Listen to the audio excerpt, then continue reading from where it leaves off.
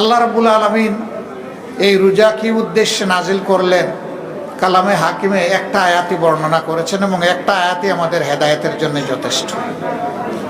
আল্লাহ তাআলা বর্ণনা করছেন, ও ঈমানদারগণ, আমি তোমাদের জন্য এই রোজা ফরজ করলাম, অবধারিত করে দিলাম, লিখে দিলাম, যেমন তোমাদের পূর্ববর্তীদের উপরে করেছিলাম। লাআল্লাকুম, হয়তোবা আশা করা যায় তোমরা তাত্তাকুন, তোমরা ভয় করতে শিখবে। এই ভয়টা কারে? এই ভয়টা যিনি আয়াত নাজিল করেছেন কেবলই তারে, অন্য কাউকে না, আল্লাহ সুবহানাহু ওয়া তাআলাকে। এই একটা আয়াতের মধ্যে গোটা মানবতা ঢুকে গেছে। একজন মানুষ আল্লাহর দেওয়া বিবেক, বুদ্ধি, জ্ঞান, তার যোগ্যতা অনুযায়ী সে যদি শুধু চিন্তা করে যে আমি কি, আমার আজকের এই অস্তিত্বের বাস্তবতা কোথায়, তখনই সে চলে যাবে তার মৌলার মেহেরবানির কাছে, যে আল্লাহ তাআলাই তাকে পয়দা করে আজকের এই পর্যায়ে নিয়ে এসেছে। আল্লাহ তাআলাই সমাজে আজকে তাকে এমন একটা অবস্থান তৈরি করে দিয়েছে। যখন সে আল্লাহ তাআলার নিয়ামতের করার স্মরণ করবে, স্বাভাবিকভাবেই আল্লাহর প্রতি তার আনুগত্য, তার কমিটমেন্ট, অঙ্গীকার বেড়ে যাবে। আল্লাহ রাব্বুল আলামিন আমাদেরকে হুঁশিয়ার করে দিয়ে বলেছেন, বান্দারা, তোমাদের সৃষ্টি, তোমাদের বেড়ে ওঠা, তোমাদের চলন, তোমাদের বলন, তোমাদের বেঁচে থাকা, তোমাদের এগিয়ে যাওয়া, তোমাদের পিছিয়ে যাওয়া, তোমাদের চতুর্দিকে দৃশ্যমান অথবা অদৃশ্য যত নিয়ামত রাজি আমি তোমাদের খেদমতের জন্য, সেবার জন্য দান করেছি, মনে রাখবা হাসরের দিন একটা একটা করে তার জবাব তোমাদের কাছ থেকে আমি নেব। তোমরা এই নিয়ামতের কৃতজ্ঞতা আমার প্রতি আদায় করেছিলে কিনা? বাতাস আমরা চোখে দেখি না, কিন্তু অনুভব করি। একটা বদ্ধ ঘরে সব দিক থেকে এয়ার টাইট করে যদি কাউকে রেখে দেওয়া হয়, কিছু সময় ঘরের ভিতরে যে অক্সিজেন আছে এইটা সে টেনে মোটামুটি স্বস্তির সাথে বেঁচে থাকবে, কিন্তু একটা সময় পরেই তার সাফোকেশন শুরু হয়ে যাবে, শ্বাসরুদ্ধ একটা অবস্থা সে অনুভব করবে। তখন সে একটা ছিদ্র হলেও ওইটা দিয়ে শ্বাস টেনে বাঁচার চেষ্টা করবে।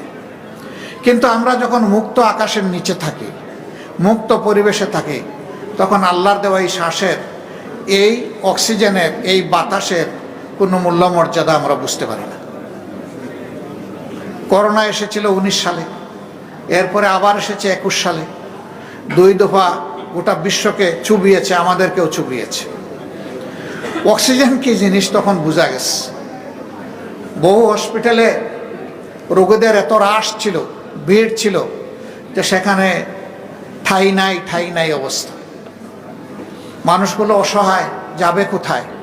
বলছে রাস্তায় হলে আমাকে একটা সিলিন্ডার সাথে যুক্ত করে দেন, আমি একটু শ্বাস নেই, একটু বাঁচার সুযোগ নেই।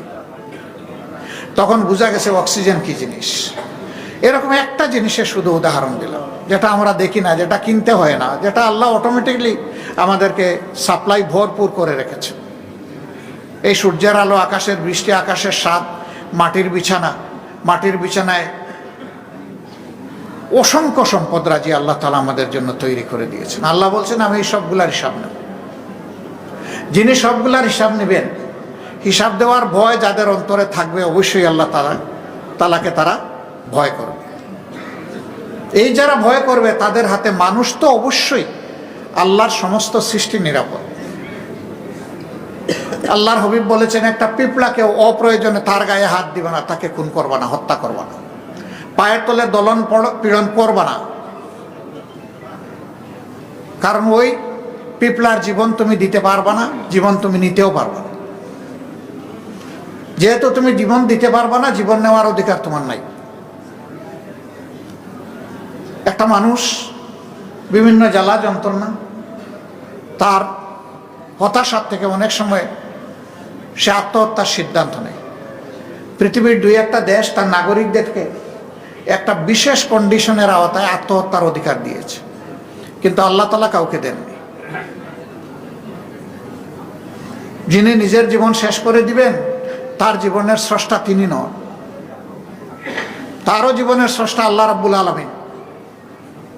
এই জন্য এই যে আল্লাহর এখতিয়ার ধরে এই লোকটা টান দিল, সারা জিন্দেগি 5 ওয়াক্ত নামাজি, রোজাদার, সাদকা দানকারী, আল্লাহর পথে চলনকারী, সেও যদি এই কাজ করে, তাকে আল্লাহ বলছেন তোমাকে জাহান্নামে যেতে হবে, কারণ তুমি আমার এখতিয়ার নিয়ে টান দিয়েছো, আমার অধিকার নিয়ে টান দিয়েছো।